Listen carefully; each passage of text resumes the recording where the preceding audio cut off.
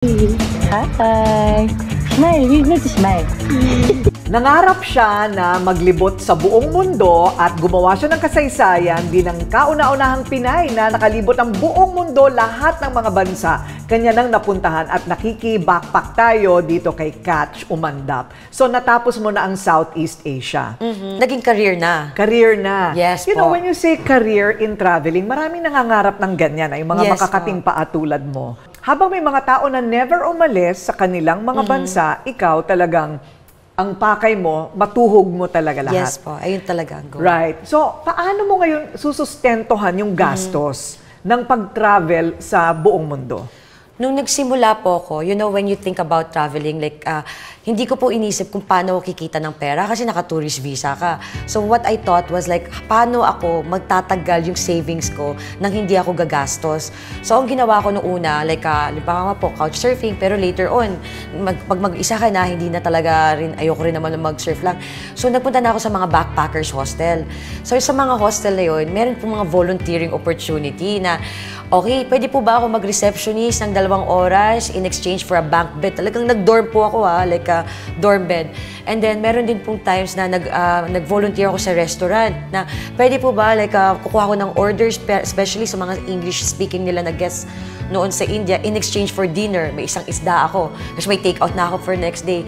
And then, later on, nag-start na po akong vlog. Vlog pa po noon, letter B, yung mga writing, like... Oo, yung susulat mo lang, wala pang video. Yes po. Tapos nung panahon pong yun, I started twomonkeystravelgroup.com. Kasama ko po rin po yung isa kong backpacker na kasama ko, na travel buddy ko. Okay, may nakilala siya. May So, mabilis siya magsalita. Baka hindi niyo mahuli. Baka hindi niyo mahuli yung parte na yon. May nakilala siyang isa pang backpacker na British. Yes. Pogi ba?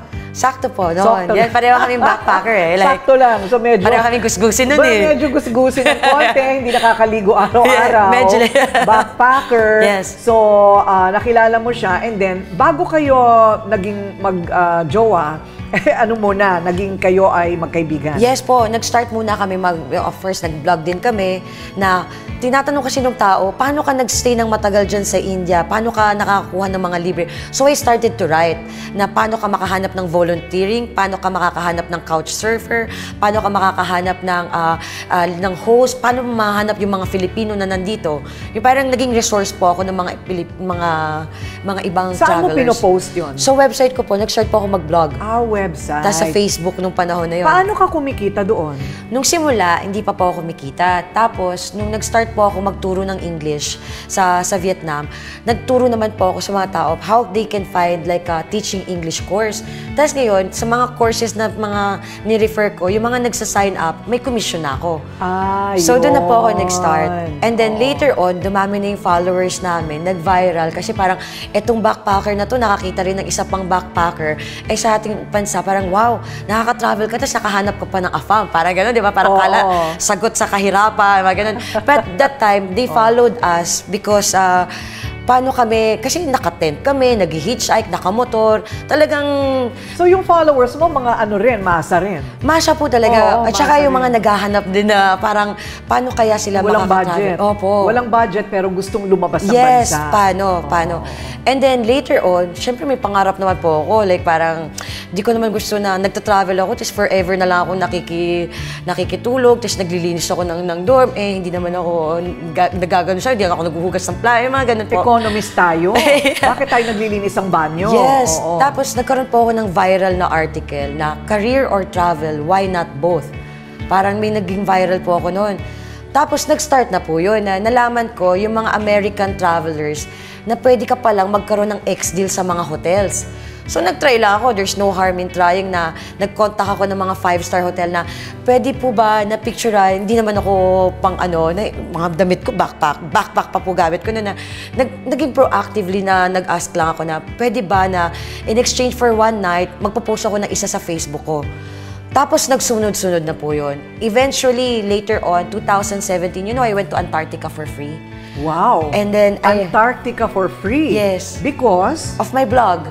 Because of the vlog? Talaga ba? Yes po. So parang sila na yung lumalapit sa'yo? Yes, eventually. So, ang nangyari sa akin, hindi po ako sobrang sumikat sa Philippines that time. Pero yung mga bansa na pinuntahan ko, kinonta ko talaga yung mga foreign affairs at saka tourism ng mga countries.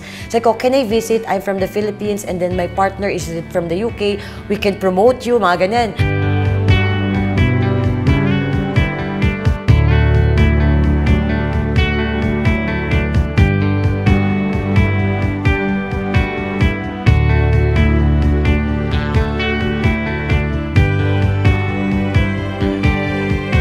Tapos, may isang tourism board, Croatia yun. Sabi niya, yes, we will. Tapos babayaran ka pa namin. Sabi ko, and then it changed the game for me. Na parang, okay, now, kailangan ko nang kumuha